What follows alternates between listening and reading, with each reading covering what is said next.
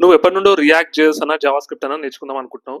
కానీ నీకు తెలుగులో చెప్పేటోడు ఎవడు దొరుకుతలేడు కరెక్ట్‌గా. ఇప్పుడు నేనేం చేస్తున్నా అంటే ఒక సీరీస్ అనేది క్రియేట్ చేస్తున్నా. కంప్లీట్ ఫ్రంట్ ఎండ్‌కి react JS, JavaScript, scratch and in depth లెవెల్‌లో చెప్తా. సో, ఫస్ట్ మనకు రియాక్ట్ జేఎస్ అన్న, జావాస్క్రిప్ట్ అన్నా నేర్చుకోవాలంటే ఏదైనా బేసిక్స్ అనేది కరెక్ట్ ఉండాలి. నువ్వు ఇప్పుడు డైరెక్ట్ జావాస్క్రిప్ట్, రియాక్ట్ నేర్చుకున్నావనుకో ప్రెజెంట్ వర్కౌట్ అవుతది. బట్ ఏదో ఒక ప్లేస్‌లో నువ్వు ప్రాజెక్ట్‌లోకెళ్ళావనుకో ఎక్కడనో ఒక దగ్గర ఇష్యూస్ వస్తాయి. సో, ఆ HTML issues, CSS issues resolve చేసుకోవాలంటే మళ్ళా నువ్వు హెచ్‌టీఎంఎల్, సీఎస్ఎస్ నేర్చుకోవాల్సిందే తప్పదది. సో, అందుకనే ఇప్పుడే నేర్చుకో ఒక పనైపోతది. హెచ్‌టీఎంఎల్, సీఎస్ఎస్ ఫస్ట్ కంప్లీట్‌గా చెప్పేసుకున్నాక జావాస్క్రిప్ట్‌కెళ్దాం. జావాస్క్రిప్ట్ నుండి మనం రియాక్ట్ జేస్‌కెళ్దాము. లాస్ట్ మనం ఎంటైర్ ఎకో సిస్టమ్‌లో ఏమున్నాయో ఫ్రంట్ ఎండ్‌లో కంప్లీట్ థింగ్స్ నేర్చుకుందాం. ఒక్కొక్కటి నేర్చుకొని లాస్ట్‌కి ఎక్స్‌పర్ట్ లెవెల్‌లో అయిపోతావు. అది నా గ్యారంటీ. మనం ఈ ఫ్రంట్ ఎండ్ సీరీస్‌లో ఫస్ట్ హెచ్‌టీఎంఎల్ గురించి మోస్ట్ ఆఫ్ ద థింగ్స్ నేర్చుకుందాం. దాని తర్వాత మనం వేరే దానికెళ్ళిపోవచ్చు. సో, ఫస్ట్ ఈ కోర్స్ నేర్చుకునే ముందు చాలా మంది ఎక్స్‌పీరియన్స్ డెవలపర్స్ అయినా సరే, బిగినర్ డెవలపర్స్ అయినా సరే, వాళ్ళు ఎప్పుడైనా front end developer or full stack developer రూల్స్‌కి అప్లై చేసినప్పుడు ఒక బేసిక్ మిస్టేక్ చేస్తారు భయ్య.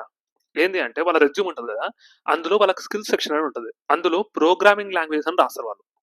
అందులో వీళ్ళు ఏం చేస్తారంటే హెచ్‌టీఎంఎల్‌ని కూడా మెన్షన్ చేస్తారు. అలాంగ్ విత్ జావా అయినా సరే, వాళ్ళకి పైథాన్ వచ్చిందనుకో పైథాన్ పెడతారు. అలాంగ్ విత్ దట్ వాళ్ళు హెచ్‌టీఎంఎల్ కూడా పెడతారు. ఇది గనక ఎవడన్నా ఇంటర్వ్యూ చూసిండనుకో, వాడికి పక్కా నీ మీద నెగెటివ్ ఇంప్రెషన్ అనేది వస్తది. ఎందుకు అంటే హెచ్‌టీఎంఎల్ అనేది ఒక ప్రోగ్రామింగ్ లాంగ్వేజ్ కాదు. హెచ్‌టీఎంఎల్ అనేది ఒక మార్కప్ లాంగ్వేజ్.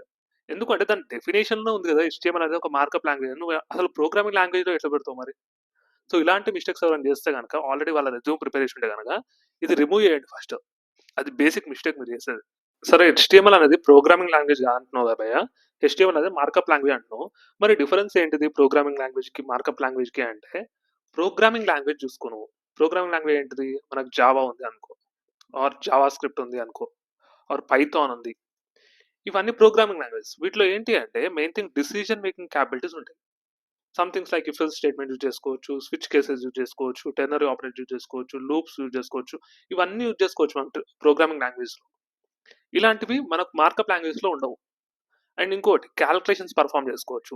ఆర్ లాజిక్స్ రాయొచ్చు. సమ్ యాక్షన్ పెర్ఫార్మ్ చేయడానికి ఒక లాజిక్ రాయొచ్చు.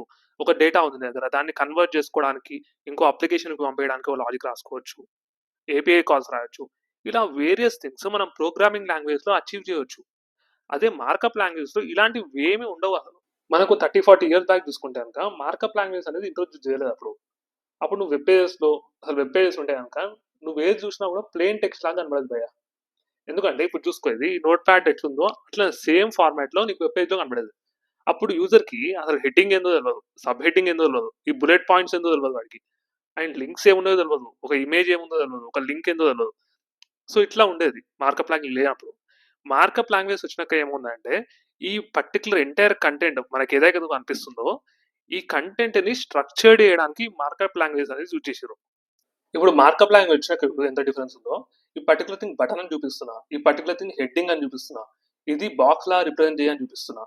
ఈ పర్టిక్యులర్ థింగ్ సైడ్ నావ్ అని చూపిస్తున్నా. ఇది హెడర్ అని చెప్తున్నా. ఇది సెర్చ్ బార్ అని చెప్తున్నా. సో, ఎవ్రీథింగ్ నేను ఒక స్ట్రక్చర్డ్ వేలో బ్రౌజర్‌కి చెప్తున్నా. ఇది ఇట్లా రెండర్ చెయ్యి అని చెప్పి.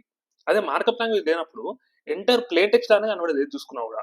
సో, మార్కప్ లాంగ్వేజ్ మెయిన్ ఏం చేస్తదంటే, మన కంటెంట్‌ని స్ట్రక్చర్డ్ ఫార్మాట్‌లో రిప్రజెంట్ చేస్తది. నీకు ఇంకో ఇంట్రెస్టింగ్ థింగ్ చెప్తా నేను. ఏంటంటే ప్రీవియస్‌గా హెచ్‌టీఎంఎల్ అనే మార్కప్ లాంగ్వేజ్ ఒకటే లేదు. వేరే మార్కప్ లాంగ్వేజెస్ కూడా ఉన్నాయి. కానీ హెచ్‌టీఎంఎల్ ఒకటే ఎందుకు అంత పాపులర్ అయింది తెలుసా నీకు? ఎందుకు అంటే హైపర్ టెక్స్ట్ అనే కాన్సెప్ట్ వల్ల. ఎందుకని చెప్తా విను. ఇప్పుడు చూడు హోమ్ పేజ్ క్లిక్ చేయగానే హోమ్ పేజ్‌కెళ్తది. పైథాన్ క్లిక్ చేస్తే పైథాన్‌కెళ్తది. జావా స్క్రిప్ట్ చూస్తే జావా స్క్రిప్ట్‌కెళ్తది. అదే ఇక్కడ ట్రై యువర్ సెల్ఫ్ ఇస్తే ఇంకో వెబ్‌సైట్ ఆర్ ఇంకో వెబ్ పేజ్‌కెళ్తది. సో, ఇలాంటి నావిగేషన్స్ అనేది ప్రీవియస్‌గా ఉన్న మార్కప్ లాంగ్వేజ్‌లో లేదు. ఈ కాన్సెప్ట్ అనేది. ఈ హెచ్‌టీఎంఎల్ నోడు హైపర్ టెక్స్ట్ అనే కాన్సెప్ట్ యూజ్ చేసి డిఫరెంట్ లింక్స్ క్రియేట్ చేయడము, ఆ లింక్స్ అనేది వెబ్‌సైట్స్‌లో యూజ్ చేసుకోవడం, వెబ్ పేజ్‌లో యూజ్ చేసుకోవడం వల్ల ఈ నావిగేషన్ అనేది పాసిబుల్ అయింది. సో, వీడేం చేసిండంటే అప్పటి వరకు ఇండిపెండెంట్‌గా ఉన్న వెబ్ పేజెస్‌ని ఇంటర్ కనెక్ట్ చేసిండు. సో, ఒక వెబ్ పేజ్ నుండి ఇంకో వెబ్ పేజ్‌కి వెళ్ళడానికి పాసిబిలిటీ లేదు ప్రీవియస్‌గా. హెచ్‌టీఎంఎల్ వచ్చిన తర్వాత అది పాసిబుల్ అయింది. సో, అందుకనే హెచ్‌టీఎంఎల్ అనేది ఇంకా పాపులర్‌గా ఉంది. అది ఎప్పటికీ ఎవర్ గ్రీన్ ఇంకా. సో, నెక్స్ట్ టైమ్ నిన్ను ఎవరైనా ఇంటర్వ్యూలో అన్నా ఎక్కడన్నా హెచ్‌టీఎంఎల్ అంటే ఏంది అని అడిగినారనుకో ఇదే చెప్పు. ఏం లేదు హెచ్‌టీఎంఎల్ అనేది ఒక మార్కప్ లాంగ్వేజ్. అదెందుకు యూజ్ చేస్తాము? మన కంటెంట్ అనేది స్ట్రక్చర్డ్ వేలో రిప్రజెంట్ చేయడానికి. బ్రౌజర్‌కి నాకు ఈ స్ట్రక్చర్డ్ వేలో కంటెంట్‌ని చూపెట్టు అని చెప్పడానికి హెచ్‌టీఎంఎల్ అనేది యూజ్ చేస్తాం. అది ఇంకోటి ఏం చేస్తదంటే it enables the navigation between web pages by using hyper links. Hyper links అనే కాన్సెప్ట్, హైపర్ టెక్స్ట్ అనే కాన్సెప్ట్ యూజ్ చేసుకొని అది బ్రౌజర్‌లో నావిగేషన్‌ని పెర్ఫార్మ్ చేస్తది. నీకు ఇంటర్వ్యూస్‌లో అప్పుడప్పుడు నువ్వు ఏ వెర్షన్ ఆఫ్ హెచ్‌టీఎంఎల్ యూజ్ చేస్తున్నావు అని అడుగుతారు. అప్పుడు నువ్వేం చెప్తావు? నీకు వెర్షన్స్ ఆఫ్ హెచ్‌టీఎంఎల్ అనే ఐడియా ఉండాలి ఫస్ట్.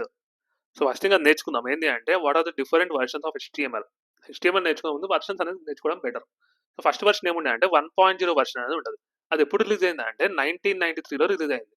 దాని తర్వాత హెచ్‌టీఎంఎల్ 2.0, హెచ్‌టీఎంఎల్ 3.2 అనేది రిలీజ్ చేసిండు డైరెక్ట్.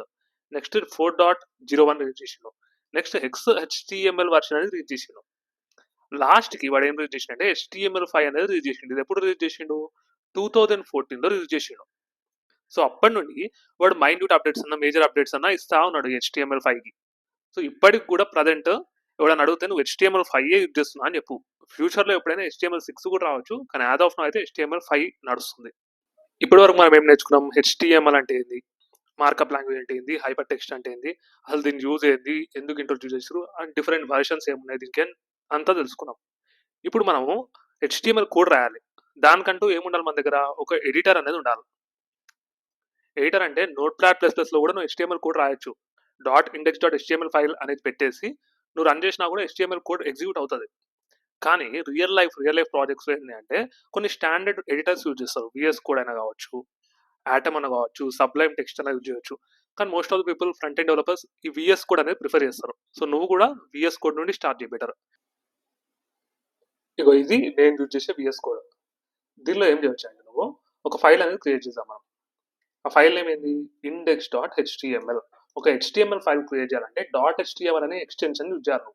ఓకే, అందుకే నేను బేసిక్ index.html ఫైల్ని క్రియేట్ చేస్తున్నాను. ఇక్కడ నేను ఒక కోడ్ని కాపీ పేస్ట్ చేస్తున్నాను. ఇది బేసిక్ స్టాండర్డ్, అసలు basic standard for creating HTML document. ఈ పర్టికులర్ హెచ్‌టీఎంఎల్ డాక్యుమెంట్లో చాలా ఉన్నాయి. డాక్ టైప్ అనేది ఉంది, హెచ్‌టీఎంఎల్ అంటే ఏందో ఉంది, హెడ్ ట్యాగ్ యూజ్ చేస్తున్నాడు, టైటిల్, బాడీ యూజ్ చేస్తున్నాడు, ఆల్ దీస్ ఎలిమెంట్స్ యూజ్ చేస్తున్నాడు. సో మనం ఒక్కొక్కటి మెల్లగా నేర్చుకుందాం, ఇన్ డెప్త్గా నేర్చుకుందాం. భయ్యా ఇవన్నీ మనము నెక్స్ట్ వీడియోలోనే నేర్చుకోవచ్చు. కానీ మెయిన్ థింగ్ అసలు అన్నిటికన్నా మెయిన్ థింగ్ హెచ్‌టీఎంఎల్‌లో ఈ డాక్ టైప్ అనేది భయ్యా. ఎందుకంటే ఇది నాట్ ఓన్లీ అసలు జనరల్ లైఫ్‌లోనే కాదు, ఇంటర్వ్యూస్‌లో అయితే చాలా కామన్‌గా అడుగుతారు భయ్యా. అసలు డాక్ టైప్ అనేది ఎందుకు యూజ్ చేస్తున్నావు అనేది. కానీ చాలా మంది డెవలపర్స్ ఎక్స్‌పీరియన్స్ వాళ్ళని కూడా చూస్తున్నారు కదా, ఎవరు చెప్పలేకపోతున్నారు. ఎందుకు అంటే వాళ్ళు ఇన్ డెప్త్ కాన్సెప్ట్స్ నేర్చుకోకుండా డైరెక్ట్ రియాక్ట్ చేస్తారు, ఫ్రంట్ ఎండ్ టెక్నాలజీస్‌కి వెళ్ళిపోతున్నారు. సో అది చాలా డ్రాబ్యాక్ భయ్యా. అందుకనే డాక్యుమెంట్ టైప్ అనేది ఏంటిది అనేది నేర్చుకో ఫస్ట్. చాలా మంది ఏమనుకుంటారంటే డాక్ టైప్ అనేది ఒక హెచ్‌టీఎంఎల్ ట్యాగ్ అనుకుంటున్నారు భయ్యా. కానీ తప్పు. ఎందుకంటే ఇప్పుడు హెచ్‌టీఎంఎల్ ట్యాగ్ ఉంది H1, ఇది పారాగ్రాఫ్ ట్యాగ్ ఉంది. ఇట్లనే ఒక హెచ్‌టీఎంఎల్ ట్యాగ్ అనుకుంటారు. కానీ అది మొత్తానికి తప్పది. ఎందుకు అంటే ఈ డాక్ టైప్ అనేది ఒక డిక్లరేషన్ భయ్యా. ఈ డిక్లరేషన్ ఎందుకు రాస్తున్నాము అంటే ఈ డిక్లరేషన్ యూజ్ చేసి నేను బ్రౌజర్‌కి చెప్తున్నా. ఏంది? "హే బ్రౌజర్, నేను ఈ పర్టిక్యులర్ స్టాండర్డ్, ఈ పర్టిక్యులర్ వెర్షన్ ఆఫ్ హెచ్‌టీఎంఎల్ అనేది ఈ డాక్యుమెంట్ యూజ్ చేయడానికి క్రియేట్ చేస్తున్నా. సో నువ్వు ఈ పర్టిక్యులర్ వెర్షన్‌లో ఏవైతే రూల్స్ ఉన్నాయో, ఏవైతే స్పెసిఫికేషన్స్ ఉన్నాయో అవి మాత్రమే యూజ్ చేసి ఈ పర్టికులర్ హెచ్‌టీఎంఎల్ డాక్యుమెంట్‌ని రెండర్ చేయి బ్రౌజర్‌లో అని చెప్తున్నా. అంతే, ఏం లేదు ఇక్కడ. సో ఏం చెప్తున్నాను? ఈ పర్టిక్యులర్ వెర్షన్ ఇస్తున్నా కదా, ఈ పర్టిక్యులర్ వెర్షన్‌లో ఉన్న రూల్స్ అండ్ స్పెసిఫికేషన్ యూజ్ చేసి బ్రౌజర్‌లో ఈ పర్టిక్యులర్ డాక్యుమెంట్‌ని రెండర్ చెయ్యి. వేరేదైతే యూజ్ చేయొద్దు అని చెప్తున్నా. ఇప్పుడు ఇంకో డౌట్ వస్తది చాలా మందికి. ఏందంటే నేను ఇప్పుడు డాక్యుమెంట్ టైప్ ఎందుకు పెట్టాలి? డాక్యుమెంట్ టైప్ పెట్టాను. ఏమవుతది? ఏమవ్వదు. నీ వెబ్‌సైట్ అనేది బ్రౌజర్‌లో రెండర్ అవుతది. కానీ ఈ బ్రౌజర్‌కి అసలు ఏం వెర్షన్ ఆఫ్ హెచ్‌టీఎంఎల్ యూజ్ చేసుకోవాలని తెలియదు. అప్పుడు అదేం చేస్తది? పాత వెర్షన్ కూడా యూజ్ చేసుకునే ఛాన్స్ ఉంటది. 5 యూజ్ చేసిందంటే ఫైన్, నీ లక్ బాగున్నట్టే. కానీ పాత వెర్షన్ యూజ్ చేసిందనుకో అప్పుడు ఏమవుతది? చాలా సీఎస్ఎస్ ఇష్యూస్ వస్తాయి. నువ్వు కొత్త వెర్షన్‌లో ఉన్న సీఎస్ఎస్ యూజ్ చేసినావనుకో, అది పాత వెర్షన్ తీసుకున్నావనుకో అప్పుడు ఏమవుతది? సీఎస్ఎస్ ఇష్యూస్ వస్తాయి. లేఅవుట్ ఇష్యూస్ వస్తాయి. నీ జావాస్క్రిప్ట్ ఇష్యూస్ వస్తాయి. Document dot get element by ID work అవ్వదు చక్కగా. సో ఇలాంటి డామ్ మెథడ్స్ అనేవి సరిగ్గా వర్క్ అవ్వవు. ఇప్పుడు నీ వెబ్‌సైట్ అనేది అన్ని బ్రౌజర్స్‌లో ఓపెన్ చేసినావనుకో, డిఫరెంట్ బ్రౌజర్స్‌లో నీకు సింక్ అనేది ఉండదు ఎక్కడ. చాలా ఇష్యూస్ అనేవి వస్తాయి. ఒక్కో బ్రౌజర్‌లో ఒక్క ఇష్యూ వస్తది. సో ఇలాంటివి ఏం రావద్దు అంటే నువ్వు పక్కా డాక్ టైప్ అనేది మెన్షన్ చేయాలి భయ్యా. నెక్స్ట్ టైమ్ ఎవరైనా ఇలాంటి క్వెషన్ హెచ్‌టీఎంఎల్‌లో అడిగినప్పుడు మాత్రం పక్కా ఎక్స్‌ప్లనేషన్ అయితే ఇయ్యి. వాడు పక్కా ఇంప్రెస్ అయిపోతాడు. నువ్వు ఇంత కష్టపడి నా టైం అంతా యూజ్ చేసుకొని నీ వీడియోస్ క్రియేట్ చేస్తున్నావు కదా, ఫ్రీగా చెప్తున్నా. నేను డబ్బులు కూడా చార్జ్ చేయట్లేదు.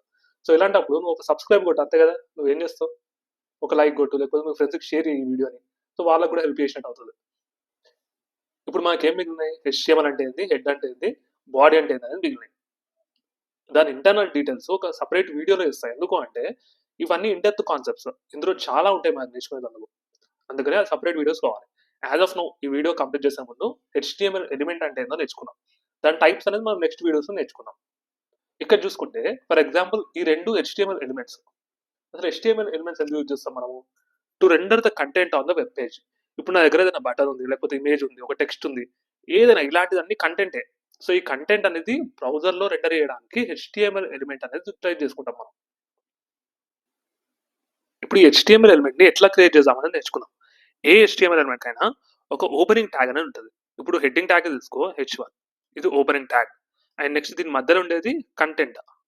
అండ్ లాస్ట్‌కి ఒక క్లోజింగ్ ట్యాగ్ అయితే పక్కా ఉండాలి. సో, ఇది హెచ్టీఎంఎల్ ఎలిమెంట్ క్రియేట్ చేసిన సింటాక్స్. సో, ఏదైతే మధ్యలో కంటెంట్ ఉందో అది మన బ్రౌజర్‌లో బేస్డ్ ఆన్ ఏదైతే హెచ్టీఎంఎల్ ట్యాగ్ మనం చూస్తున్నామో దాన్ని బట్టి రెండర్ అవుతది. ఇప్పుడు ఇంకోటేందంటే ఈ పర్టిక్యులర్ ఫైల్‌ని ఎట్లా రన్ చేయాలని చూద్దాం. ఇక్కడ ఈ ఫైల్ ఉంది కదా! దీన్ని డబుల్ క్లిక్ చేయాలి. ఎక్కడికి? మన ఫైల్ ఎక్స్‌ప్లోరర్ ఉంది. డబుల్ క్లిక్ చెయ్యి. అంతే. ఇది బ్రౌజర్‌లో ఓపెన్ అయితది. ఇక్కడేముంది హెచ్1 ట్యాగ్ యూజ్ చేసిన. సో, ఇది పెద్దగా కనపడదు. ఇది చిన్నగా ఎందుకు కనిపిస్తుందంటే పారాగ్రాఫ్ ట్యాగ్ యూజ్ చేసిన. సో, ఇట్లా different type of HTML elements ఉంటాయి మనకు. సో, ఎవ్రీథింగ్ ఇన్ డెప్త్ నేర్చుకుందాము. ఇది ఇంతే పార్ట్ 1కి. నీకు ఈ నోటిఫికేషన్స్ అనేది రావాలి అంటే నువ్వు సబ్స్క్రైబ్ చేసుకోవాల్సిందే పక్కా. లైక్ కొట్టు మీ ఫ్రెండ్స్‌కి షేర్ చెయ్యి. Thank you.